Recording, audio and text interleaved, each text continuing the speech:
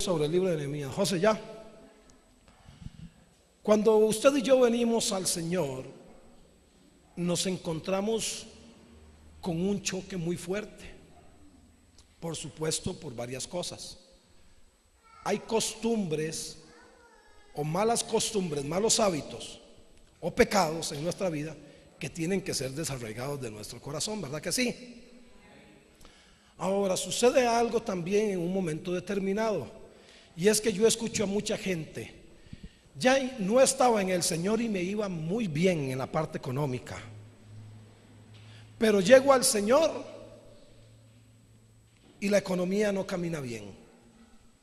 No tenía problemas en mi casa, en algunos casos la esposa o el esposo, pero me vuelvo al Señor y la mujer me quiere echar. Mi papá, a mí me han dicho, mi papá me dijo que prefería verme en una cantina que metido en la iglesia.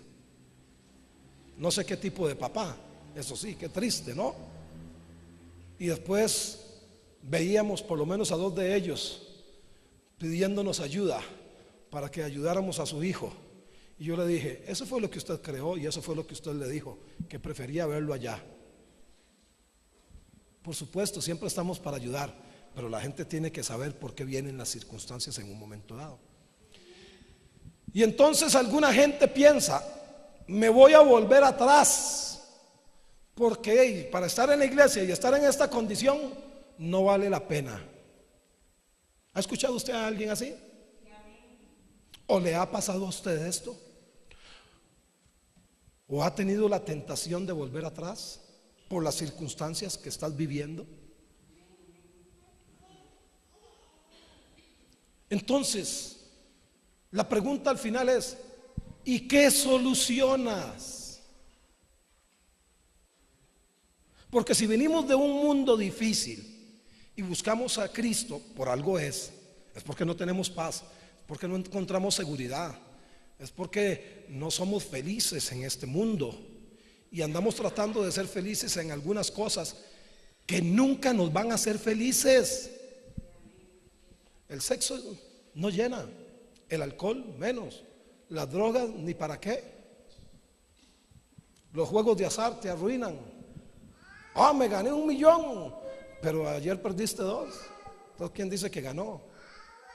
Pues son circunstancias que ocurren en nuestra vida y tenemos ese ataque de parte del enemigo muchas veces que vendrá para detener la obra que Dios ha empezado. Pero no olvide que la palabra dice que el que empezó en nosotros la buena obra la va a ¿qué? A perfeccionar, ¿hasta cuándo? No es que cuando venga el Señor Jesucristo usted va a ser solo perfeccionado, no. La Biblia, la palabra dice que la senda del justo es como la luz de la aurora, que va en aumento hasta que el día es perfecto.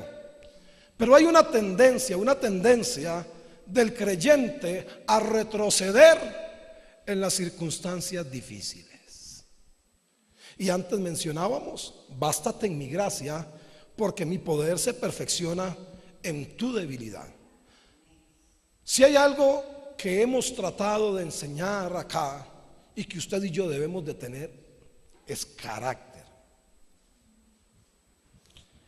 Pero otra cosa que tiene que ocurrir en nuestra vida es que el carácter de Dios se ha formado en nosotros. Y recuerde que carácter no lo podemos relacionar con mala crianza, como muchas veces nosotros lo relacionamos. Es que mi carácter es muy fuerte. Ya hemos mencionado que el carácter es lo que nos distingue en nuestra personalidad, y la mala crianza, todas las cosas que hacemos porque la lengua mía no tiene hueso. Y decía mi papá, como no tiene hueso se mueve muy rápido, y como se mueve muy rápido no piensa lo que dice. Y entonces me enseñó en un momento dado, conecta el cerebro con la lengua. ¿Cómo cuesta, verdad? Conectar el cerebro con la lengua, y no está muy largo. pero no es un asunto de distancia, es un asunto de control, control que es exactamente el carácter. Entonces, mi hermano y mi hermana, yo creo que usted sabe esto, pero se lo quiero volver a recordar. Usted y yo estamos en una batalla completa. Hay una batalla espiritual. En el mundo espiritual, Satanás se está moviendo. Dice la Biblia que Satanás es el príncipe de este mundo. Y de alguna forma tiene potestad, tiene autoridad. Por supuesto que tiene autoridad y potestad limitada, porque aunque Él es el príncipe, Jesús es el Rey de Reyes y el Señor de Señores. Ay, gloria a Dios. A veces nos cuesta eso, pero hay momentos donde le damos más atributos y más virtudes al diablo que lo que Dios puede hacer. Pero también una de las cosas, enseñando un día sobre el libro de Efesios en el capítulo 6 y el versículo 10, es que el creyente ignora que hay un mundo espiritual y que nuestra lucha no es contra sangre y carne, sino principados, potestades, gobernadores de las tinieblas, huestes espirituales de maldad en las regiones celestes. Todo lo que se mueve del suelo hacia arriba. Y nos despreocupamos.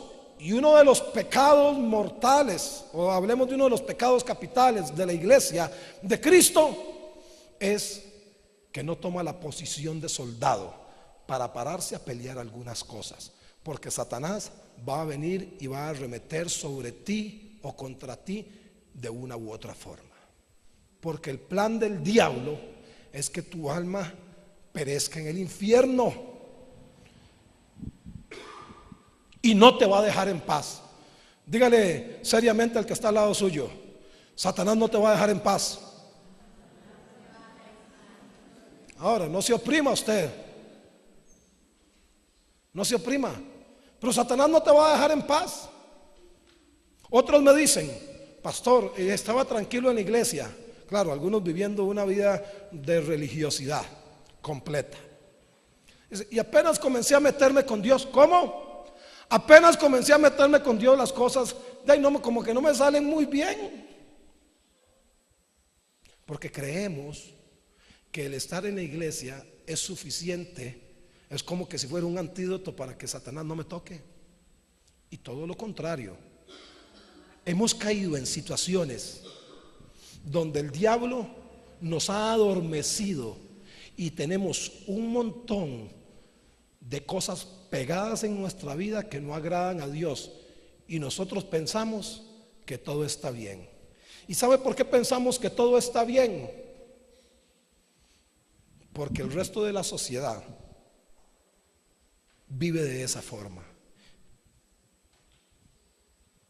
Pero usted y yo no podemos vivir con lo que esta sociedad piense o haga. A usted y a mí nos deben de dirigir los estatutos, los preceptos de la palabra. Vaya a ver si hoy le dicen a los muchachos que fornicar está mal. Todo lo contrario, el cuerpo es suyo. No te preocupes, dale libertad. Si un condón, tome pastillas, inyéctese.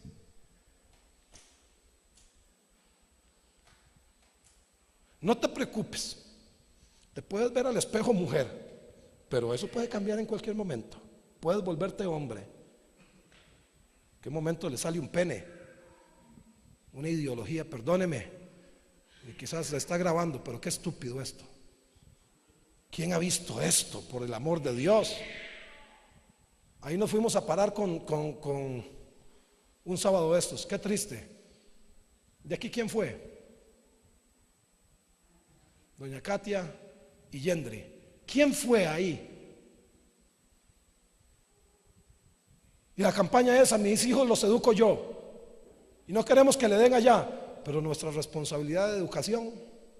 ¿Usted cree que ahí no está Satanás moviéndose? y diciéndole a tu hijo o a tu hija: puedes cambiar en cualquier momento. Si quieres, puedes sentir que eres mujer o puedes sentir que eres hombre. No te preocupes. Y si no lo sientes, pero tu compañero o tu amigo o tu primo o cualquier otro lo siente, tienes que aceptarlo así, porque así es él. Por eso se llama ideología. Y Satanás se está moviendo en todas estas cosas y nosotros aquí, aleluya, gloria a Dios, adormecidos, atontados. Hablamos un montón de cosas y estamos en contra de algunas cosas. Que bien que esté usted en contra, pero te estás parando en la brecha, porque el enemigo se va a levantar y va a hacer. Y a veces cuando los niños están así pequeñitos decimos: ay, qué difícil el hijo. Hermano, disfrútelo así. La madre de varios, ¿verdad? Porque cuando se hacen grandes, qué difíciles los hijos. Cuando están chiquititos, no, qué difícil el hijo, padre. Y cuando están adultos, uno dice: qué difíciles los hijos. Porque son como una caja de Pandora, ¿verdad que sí? No saben qué sorpresa va a sacar. ¿O no se acuerda cuando usted era joven? ¿Cuántas tortas? Hay más de una risa, ¿verdad? Aló, hola, ¿está aquí conmigo? Y dicen que el que solo se ríe de sus maldades se acuerda. Y le queremos demandar a los chiquitillos lo que usted y yo somos ahora. Pero si usted tiene 35 años, no pretenda que ese piense como usted, porque cuando usted estaba como él, ni siquiera pensaba como usted piensa hoy. Enséñele, cuídelo, pero al final las decisiones son de ellos. Satanás se mueve, Satanás va a atacar, Satanás va a venir, Satanás va a hacer. A Satanás no le importa si tú eres chiquitillo, si eres grande, si eres gordo o es flaco, si es de una familia adinerada o es una familia muy pobre. El trabajo del diablo es llevar tu alma al infierno. Y va a venir a meterte en una zona de confort, y cuando te metas con el Señor, va a venir a ver de qué forma sigues en esa zona de confort si estás en la iglesia, porque no le sirve que despiertes, porque un hombre o una mujer que despierten, un creyente que despierte, es una amenaza para el reino de las tinieblas. Cuando hablamos de Nehemías acá específicamente, voy a leer algunos versículos, aunque no voy a poder leer todo porque es un poco largo. No olvidemos que la historia dice que Jerusalén estaba en ruinas. En el capítulo 1 encontramos que Hanani, uno de los hermanos de Nehemías, viene del cautiverio y él le pregunta: ¿cómo están los que quedaron en la cautividad y cómo está Jerusalén? Y le dice: los que quedaron en la cautividad en gran mal y afrenta están, y los muros y las puertas están quemadas y en el suelo. Aquello era un desastre. Los muros de Jerusalén habían tratado de reconstruirlos en un momento determinado, pero se había levantado el enemigo y había parado la obra. Y este hombre comienza a orar, comienza a ayunar. Hemos hablado de mayordomía en este aspecto. Y comienza a clamar a Dios, y Dios pone en su corazón que él vaya y reconstruya los muros. Es interesante porque cuando usted y yo determinamos algunas cosas en el Señor, pensamos que todo va a ser fácil, y no es cierto. Métase usted a rescatar a su familia, métase usted a hablarle a alguien, a un compañero de trabajo, a un compañero de colegio, de universidad y a algunos otros lugares donde usted pueda estar. Métase a ayudarle a un amigo, vaya a evangelice en el barrio, que esto ni siquiera lo hacemos. Y ahí vemos cómo Satanás comienza a levantarse. Por supuesto, se va a levantar, porque si hay algo que Satanás quiere tener al pueblo de Dios es adormecido y en ruinas. Y una ruina espiritual. A veces andamos tan arruinados que la palabra no nos alcanza para el miércoles. Si mañana pasó algo, se nos olvidó todo.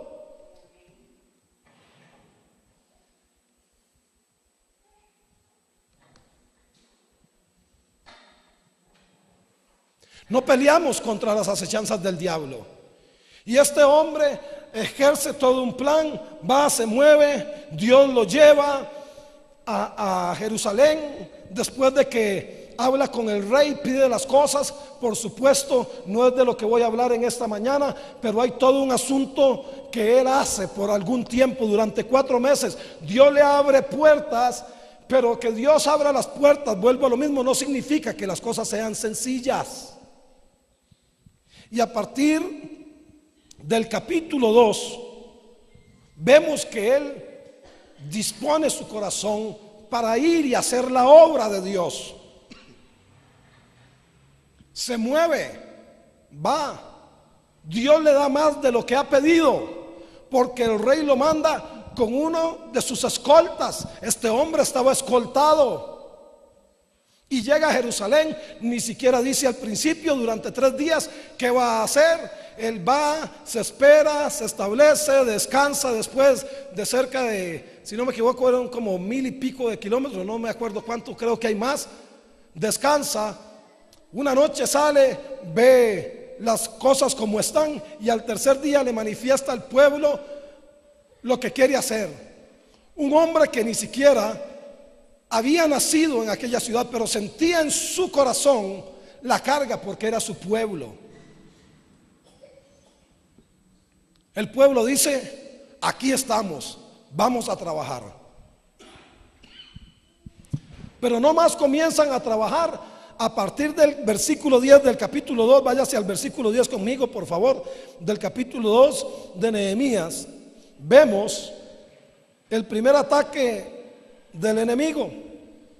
Menciona la palabra: pero oyéndolo Sanballat horonita y Tobías el siervo amonita, les disgustó en extremo que viniese alguno para procurar el bien de los hijos de Israel. ¿Qué venía a hacer este hombre? El bien de los hijos de Israel. Y este hombre se alegra, que dice: se disgustó. Yo he hablado en muchas ocasiones aquí cómo ha costado que la gente sea constante y consecutiva en lo que empieza. Recuerde que el reino de los cielos es una carrera ¿de qué tipo? De resistencia. Lo he enseñado en esta iglesia. No es de velocidad, es de resistencia. No es de correr 100 metros en 9 segundos. Es de mantenerse en el camino.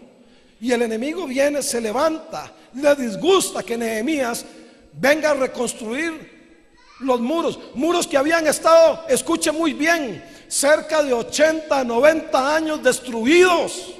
La gloria de Israel había sido destruida, el pueblo había quedado en ruinas, habían sido llevados cautivos los inteligentes, los príncipes. Entre todo eso encuentras ahí a Daniel, sus 3 compañeros y algunos otros que están en el cautiverio, y Dios manifiesta su mano a través de ellos.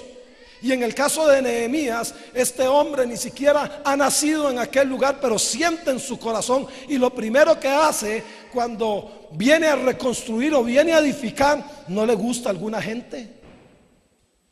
Sus enemigos se disgustan. Cuando usted comience a hacer cosas, ¿sabe qué es lo primero que le va a venir? Oposición. A veces pensamos, dentro inclusive de la misma iglesia, venimos a vender una idea y pensamos que toda la gente nos va a decir amén. No.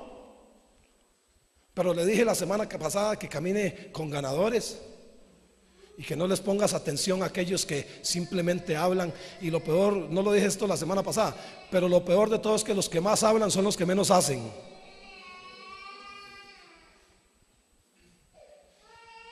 Esto es tremendo. Así que el enemigo se levanta según el versículo 10.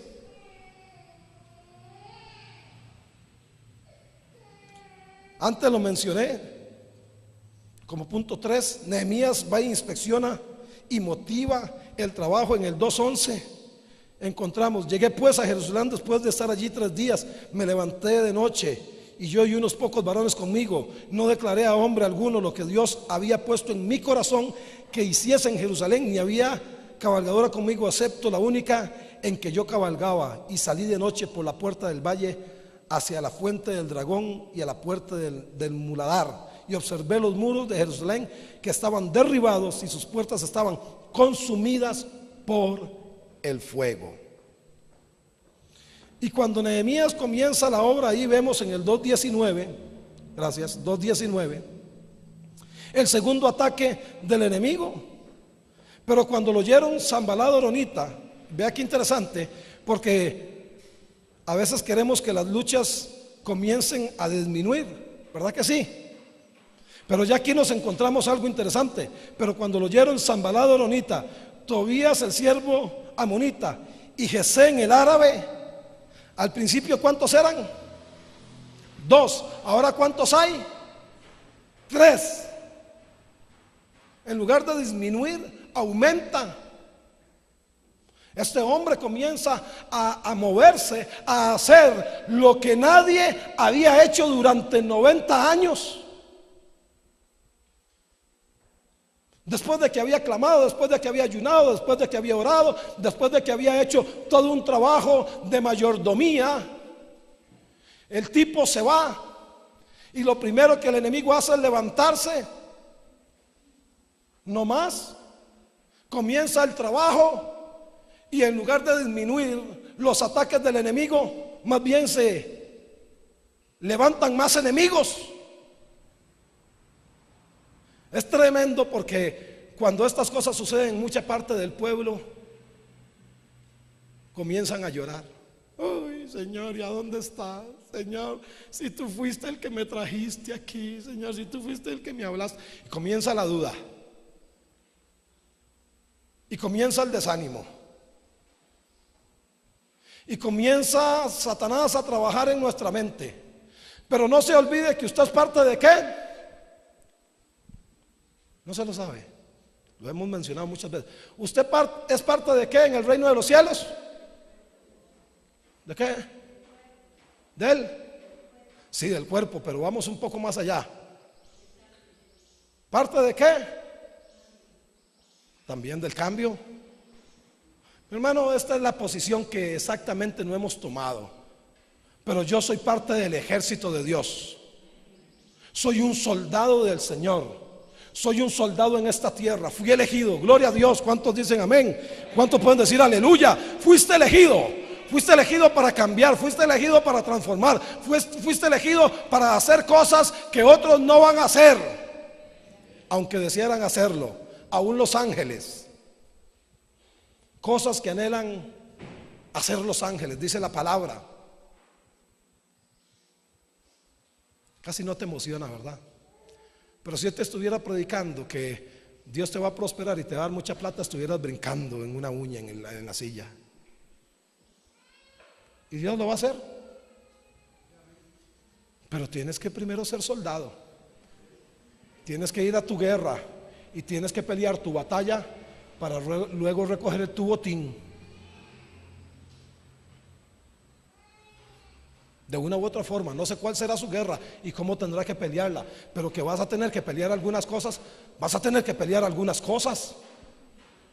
Y aquí se levanta el enemigo, ya 3 enemigos. Es la segunda vez que viene con fuerza. Usted y yo debemos de aprender a reaccionar, saber que el enemigo se va a levantar en nuestra contra. A partir del capítulo 3 vemos que aquella obra se ha iniciado, comienza a caminar bonito, pero a partir de los versículos 3, del 1 al 3, vemos el tercer ataque del enemigo. Entonces se levantó el sumo sacerdote Eliasib con sus hermanos los sacerdotes y edificaron, y comienzan ahí a edificar, y comienza a decir en el capítulo 3 cómo fueron poniendo la gente. Y cuando los enemigos vieron esto, a partir del capítulo 4, verso 1, vuelve a mencionar, cuando lo oyó ¿quién? Sanbalat, siempre Sanbalat de primero, ¿verdad? Sanbalat, que nosotros edificábamos el muro, ¿qué ocurrió? Se puso alegre porque después de 90 años los israelitas podían reedificar los muros. ¿Cómo se puso? Se enojó. ¿Y qué más? Se enfureció poquito, en gran manera. ¿Y qué hizo? Hizo escarnio. Qué tremendo. Hizo escarnio de los judíos y habló delante de sus hermanos. Oiga usted, habló delante de sus hermanos. ¿Quiénes eran? Gesén. ¿Y quién más? Estaba ahí. ¿Quién más?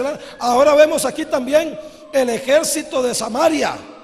Vea qué tremendo, porque ya encontramos un cuarto enemigo, que son muchos, porque ya encontramos a un ejército en las filas.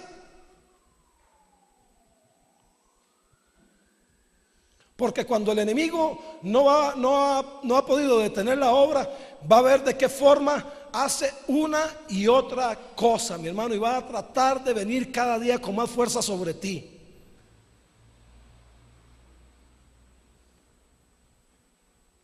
Pero cuando Dios nos ha hablado algo y tenemos la convicción de que es Dios quien nos ha hablado, ¿sabe?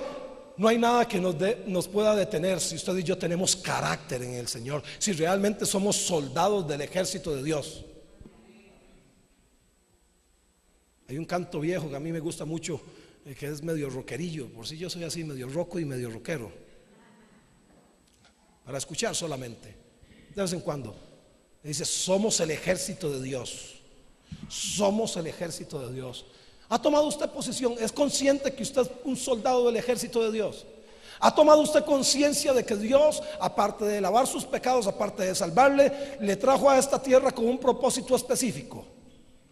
¿Entiende usted que el lugar donde está trabajando, o en el lugar donde usted se está moviendo, es el campo de acción donde Dios lo tiene para llevar su palabra? En donde sea, en donde trabajes, en donde estudies, marca la diferencia. ¿O eres uno más? Me acuerdo cómo se enojaban conmigo. Gracias al Señor, después trabajé muchos años solo. Bueno, por lo menos propio, porque solo no. En ocasiones trabajé con empleados, pero tuve muchos. En un momento determinado tuve muchos compañeros de trabajo. Y me ponían siempre a revisar los carros y siempre les dejaba la emisora puesta, la emisora cristiana, y se disgustaban. Y entonces yo le decía: ¿para qué me pone usted a revisar los carros? Mande a otro. No es que a usted le tocan. Entonces, y yo le decía al patrón, aunque no le gustara, porque yo sabía por dónde venían las cosas. Le digo: mientras yo revise los carros y el rato que yo esté metido entre ese carro, voy a escuchar música cristiana. Y si se queda el dial ahí, pues que se quede. Llevé 2 hermanos de la iglesia, para ayudarles que tuvieran trabajo, y después se levantaban contra mí y me decían: jugando a Luis Palau aquí. ¿Por qué? Porque ellos andaban haciendo cosas que no era debido, y yo me plantaba y les decía: y ese es el testimonio que ustedes dan.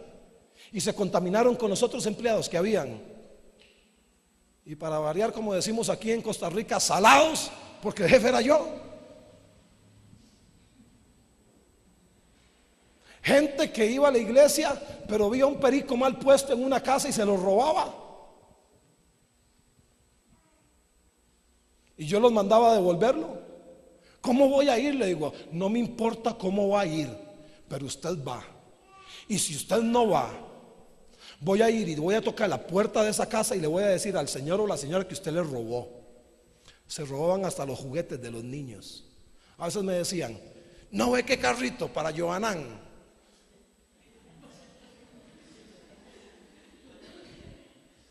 Le digo: vaya, devuelva eso. Y aprendieron que cuando andaban conmigo no podían hacer nada de esas cosas. Y se levantó el enemigo. Sí, se levantó el enemigo, por supuesto. Y los mismos hermanos de la iglesia se levantaron en contra mía. Pero siempre me planté, y siempre me paré, y siempre guerrié, y siempre estuve allí. Pero también vi victorias. Vi a los patrones míos muchas veces ni siquiera iba a trabajar toda una mañana, porque yo les estaba predicando el evangelio. Y a veces les decía: ya es tarde, ya me voy. No, síganos hablando. Le digo, bueno, vea, estoy quedando porque usted lo dice.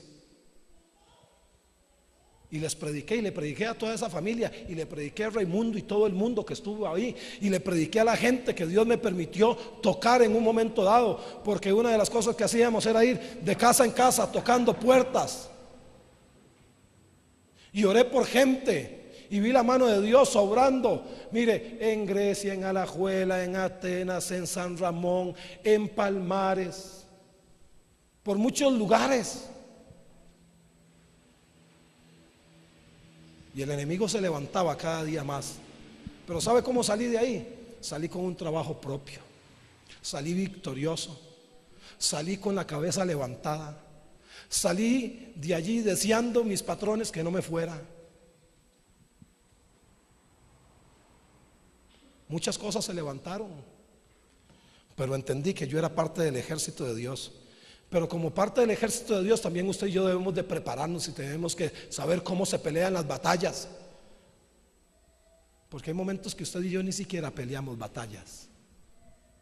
Y cuando usted no pelea y no se para en contra del enemigo, usted verá su vida cayendo. Pero si se para como debe de pararse firme, verás victoria. Así que se levanta el ejército de Samaria, y mencionó: ¿qué hacen estos débiles judíos? Un menosprecio terrible. Se les permitirá volver a ofrecer sus sacrificios. Ni siquiera habían vuelto a ofrecer sacrificios al Dios vivo. El culto había quedado en ruinas.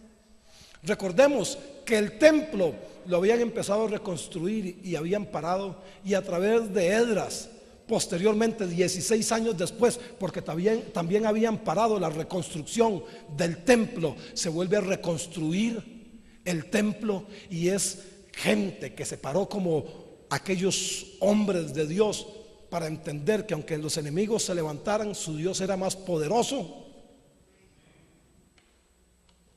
Aleluya.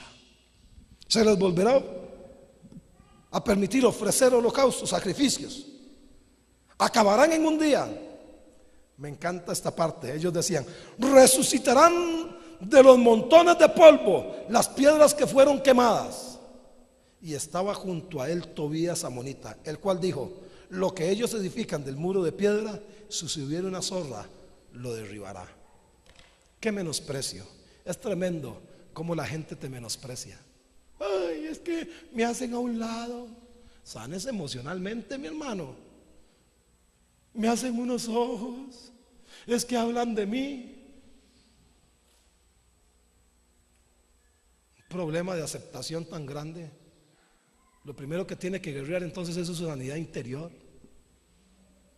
Porque acaso que yo dependo de que si me dan pelota, no me dan pelota. ¿Acaso que yo tengo que andar con esta gente y convertirme a ellos? Todo lo contrario, ellos tendrán que convertirse a mí. Yo tengo que tener carácter, tengo que saber hacer las cosas con sabiduría, pero tengo que tener carácter y saber que la gente tiene que ser como yo soy y no ser yo como ellos son. Pero para que eso ocurra, tengo que plantarme. Pero hasta el día de hoy, ¿es usted el consejero de sus compañeros de trabajo? ¿Es usted la persona de respeto? ¿Es usted el que buscan cuando necesitan un consejo sabio? ¿O somos todavía como aquellos que dicen: no sabía que ese era cristiano de verdad? Alguien vino al recibimiento aquí y usted estaba aquí, brinca acá, con la camisa de servidor, y dice: ese es cristiano, mira, hasta ahora sé yo. Tiene 15 años de trabajar conmigo. Cristiano de la secreta, como dice aquella cancioncilla. Qué triste. Cuando voy ahí a todo lugar, profesión, pastor. Mira, al principio como que me quiso dar un asunto así como: siga poniendo comerciante.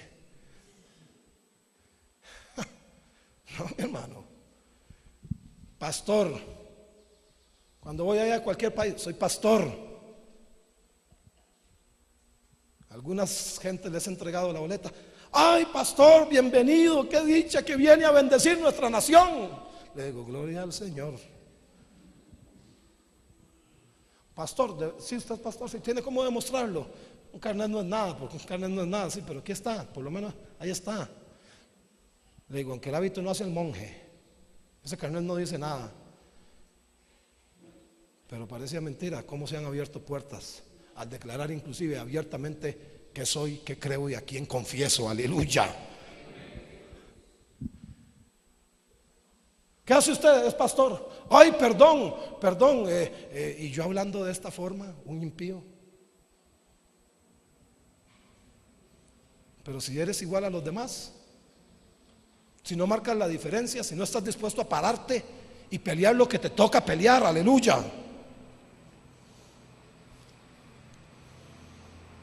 El enemigo atacó tanto que vemos en el 4:6 cómo el pueblo se desanima.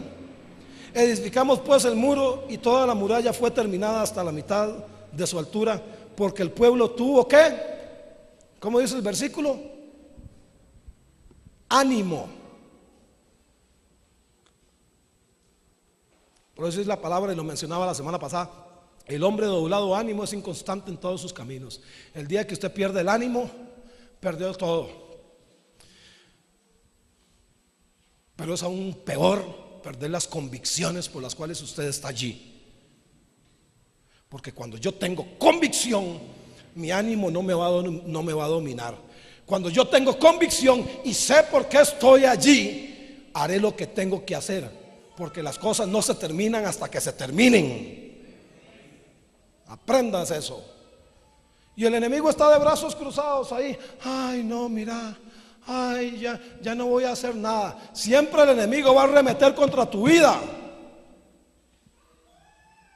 Usa que tiene que usar a su papá, a su mamá, a su tío, al patrón, a la esposa, al marido, al hijo, a la hija o viceversa.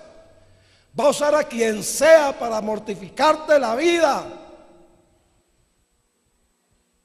Si estás luchando con la sexualidad, ya sea hombre o mujer, te va a poner un hombre o una mujer ahí que es como... Usted dice, wow, qué barbaridad. Hasta la autoestima le trabaja el diablo a uno. Le pone unos muñecos y unas muñecas ahí que usted... Y va y se fija al espejo y dice, no hombre, si de verdad yo no era tan feo, ¿verdad? Pero 15 días atrás, cuando estabas diciéndole, Señor, aquí estoy parado, yo me paro en tu nombre, el enemigo te susurraba y te decía, si eres feísimo, ¿quién te va a ver? Pero te sanaste en esa parte, y como vio que no pudo vencerte, puso al hombre o a la mujer aquella, y usted dice, wow, Señor, si de verdad, qué sanidad más tremenda tuve. Era un asunto espiritual que me estaba atacando, y no ahora como dijo, ¿cómo se llama porción? ¡Qué caramelazo! ¿Ya, mi hermano?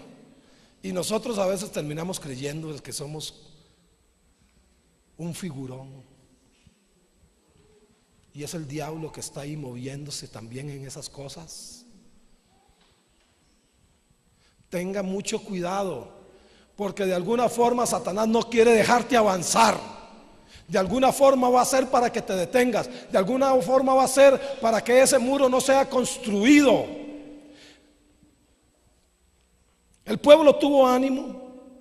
Dice, cuarto ataque lo vemos en el versículo 7. Pero aconteció que oyendo Sanbalat y Tobías y los árabes, los amonitas, los de Asdod,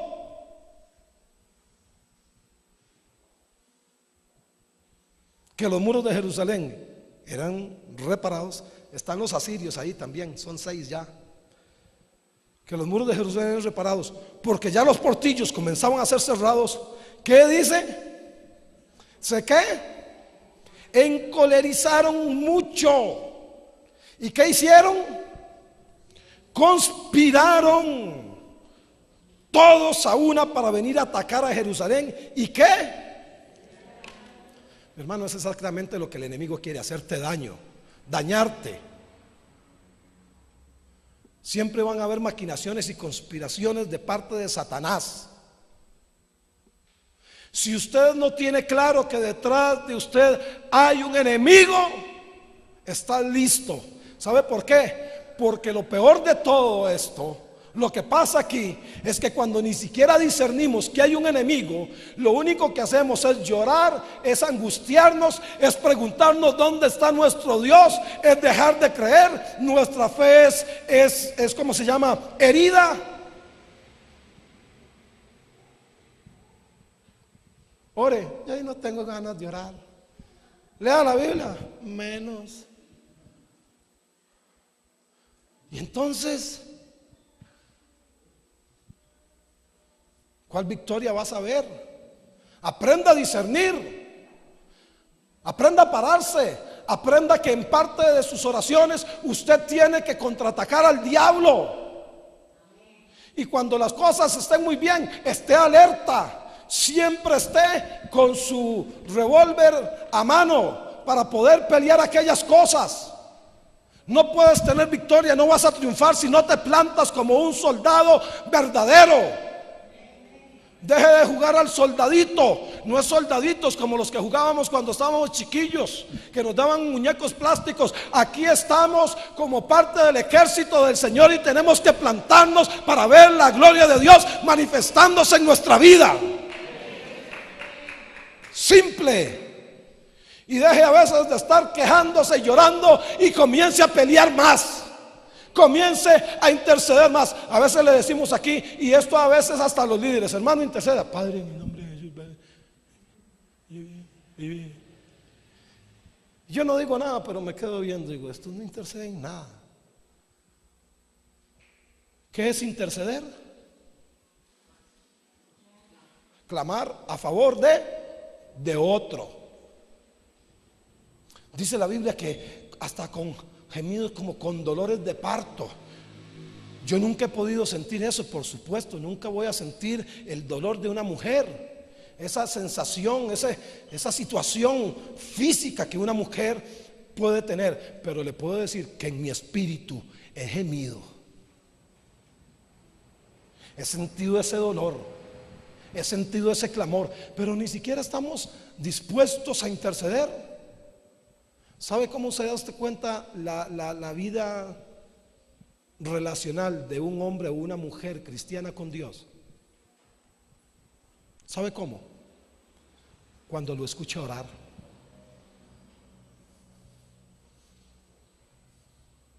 Algunos mencionan después de 5 años de estar en la iglesia: ay, es que yo no sé orar. Mandaron una historia hace unos días atrás interesante. Por ahí comenzó a recorrer. Es posible que a usted le llegara de los hermanos que invitaron al pastor a cenar.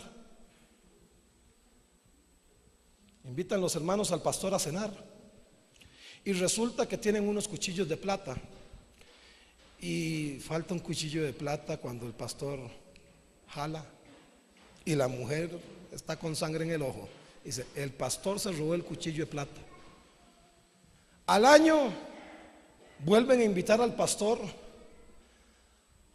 a cenar y la mujer con sangre en el ojo dice: no me puedo quedar más callada. Le dice: pastor, usted se robó el cuchillo de plata el año pasado.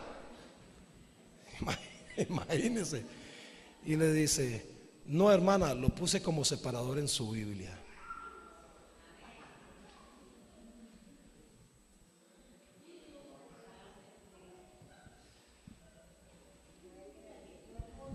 Aleluya.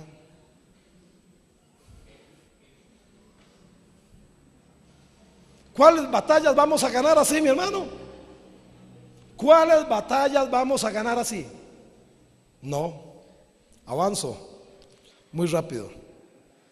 Quinto ataque del enemigo, verso 11. Y nuestros enemigos dijeron: no sepan ni vean hasta que entremos en medio de ellos y los matemos y hagamos cesar la obra. Sexto ataque, lo vemos en el 6, capítulo 6. Vaya ahí conmigo al 6. Cuando oyeron Sanbalat y Tobías y Gesén el árabe y los demás, ya ahora dice: y los demás de nuestros enemigos, que yo había edificado el muro y que no quedaba en el portillo, y que no quedaba en el portillo, aunque hasta aquel tiempo no había puesto las hojas de las puertas. Sanballat y Gesed enviaron a decirme: ven y reunámonos en alguna de las aldeas, en el campo de Ono. Mas ellos habían pensado hacerme mal, y les envié mensajeros diciendo: yo hago una gran obra y no puedo ir, porque cesaría la obra, dejándola yo para ir a ustedes. Y enviaron a mí con el mismo asunto hasta 4 veces, y yo les respondí de la misma manera. Entonces Sanballat envió a mí su criado para decir lo mismo por 5ª vez, con una carta abierta en su mano, en la cual estaba escrito: se ha oído entre las naciones, y Gazmul lo dice, que tú y los judíos piensan rebelarse, y que por eso edificas tú el muro, con la mira, según estas palabras, de ser tú su rey, y que has puesto profetas que proclamen acerca de ti en Jerusalén, diciendo: hay rey en Judá. Y ahora serán oídas del rey las tales palabras.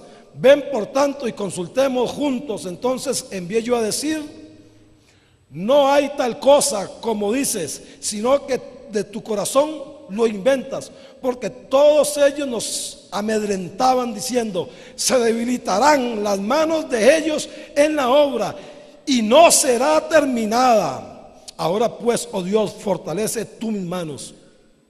Vine luego a casa de Semaías, hijo de Delaía, hijo de Metabel, porque él estaba encerrado, el cual me dijo: reunámonos en la casa de Dios, dentro del templo, y cerremos las puertas del templo, porque vienen para matarte. Sí, esta noche vendrán a matarte. Ve hasta dónde han llegado los enemigos, que se estaba proclamando rey, y como dijo que no dicen, vienen a matarte. Mi hermano, qué tremendo cómo el enemigo va a conspirar contra usted o contra mí de una u otra forma. Cómo va a querer derribarnos sin importar lo que tenga que hacer. Y me encanta la respuesta de aquí, de este tipo. Entonces dije: un hombre como yo ha de huir, y quien que fuera como yo entraría en el templo para salvarse. Qué carácter de tipo. Un hombre como yo va a huir, o yo me voy a ir a meter a los atrios del Señor muerto de miedo para salvarme, creyendo que la gloria de Dios está ahí solamente. No, este hombre se paró. ¿Sabe cuál fue la clave de la victoria de Nehemías? Le voy a decir cuál fue la clave. Simple: Nehemías tenía una vida de oración. Podemos ver varias oraciones de Nehemías. La primera que vemos es en el capítulo 1, verso de 4 al 11. No las voy a leer, pero la primera oración que vemos es en el capítulo 1, verso del 4 al 11. La segunda oración la encontramos en el capítulo 2, versículo 4.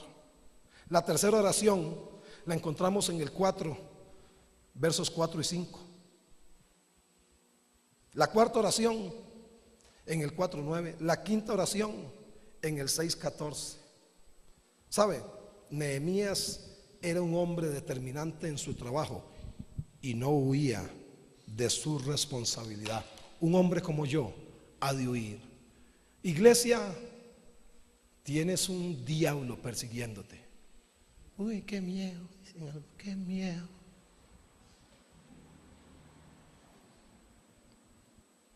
Pastor, este está manifestado. Aquí se lo traigo para que le reprenda a los diablos. Y pues no se los reprende usted. Es que tengo miedo.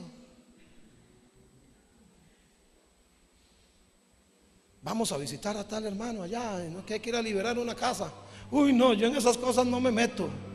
O como me dijo Mítar Salazar, yo les conté la historia cuando fui donde mi primo, que ese está más contaminado que casi el mismo infierno.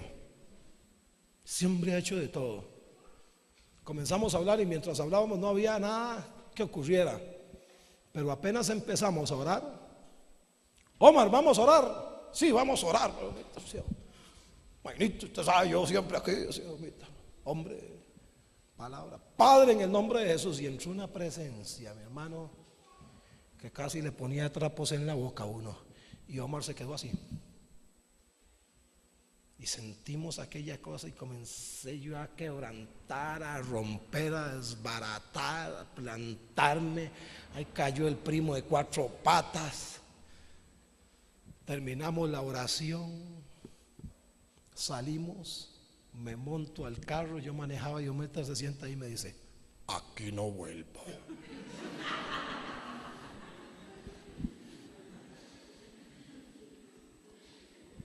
Y nos da risa, pero algunos ni siquiera nos animamos a entrar, porque no tenemos vida de oración. Y tus batallas, mis batallas, se ganan en la oración. No oraciones de lamento, porque laméntese si quiere, no se lamente, laméntese.